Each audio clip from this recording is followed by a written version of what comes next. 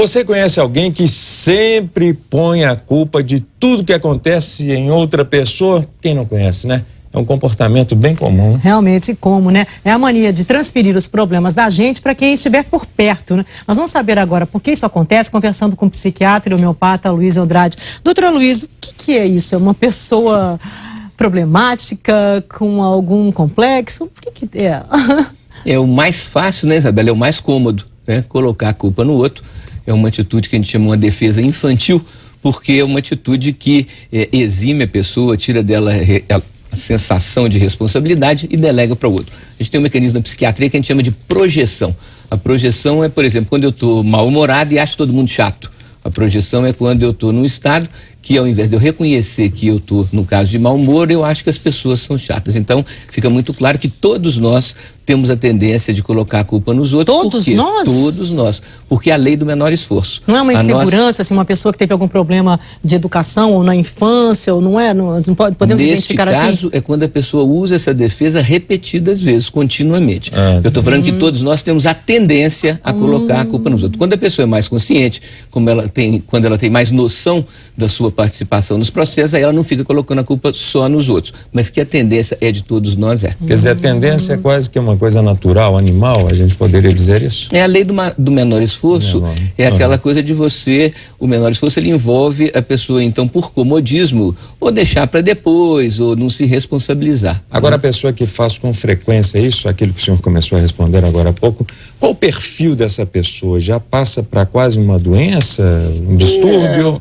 A gente poderia dizer, Arthur, que é mais um processo de insegurança, não chega a ser uma doença, mas quando a pessoa, usando esse mecanismo, que não é um mecanismo desejável, ela se prende a ele, ela se mantém vinculada a ele, que seria uma opção, aí sim a gente pode dizer que é uma opção neurótica, porque ela é infantil e ela é precária, porque a pessoa que coloca a culpa sempre no outro, ela tem esse mecanismo autorreferencial, ela se considera muitas vezes melhor do que é. E isso dificulta muito a mudança, né, Arthur? A gente às vezes coloca a culpa nos outros e a gente até imita a voz da pessoa, a culpa é dela, e ela diz isso, a gente imita a voz da pessoa, né, como se a pessoa falasse assim, né? Mas ela falou assim, mas isso, na verdade, a gente está sempre crítica, certo, né? É uma forma crítica, a gente às vezes nem se dá conta disso. Isso acontece principalmente, Isabela, entre irmãos, entre marido e mulher, entre colegas de trabalho e vizinhos, né?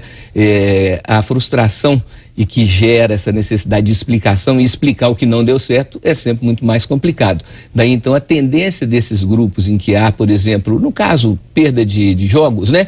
Um time que joga e que daí, então, na hora que perde, essas acusações mútuas são muito frequentes.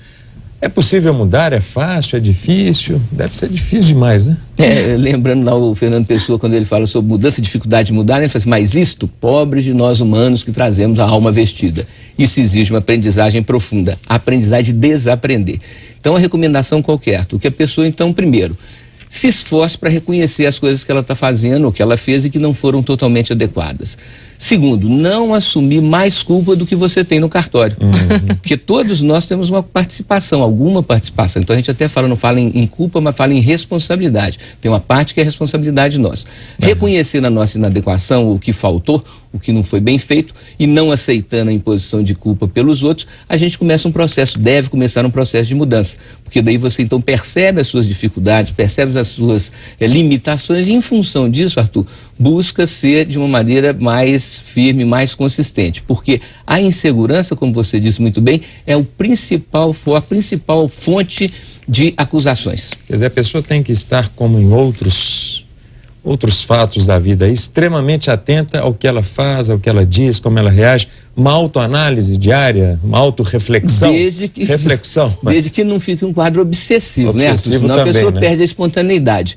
Isso é fundamental para todos nós, que é a espontaneidade. Nós temos que ter esse cuidado, a autoobservação, autoconhecimento e autocomando, mas nós nunca podemos querer ser um robô perfeitos e adequados todo o tempo. O que conta é a menor quantidade possível de inadequações. Ok, doutora Luiz. Muito obrigado. Vamos tentar. Menos culpa. Menos culpa também foi bom.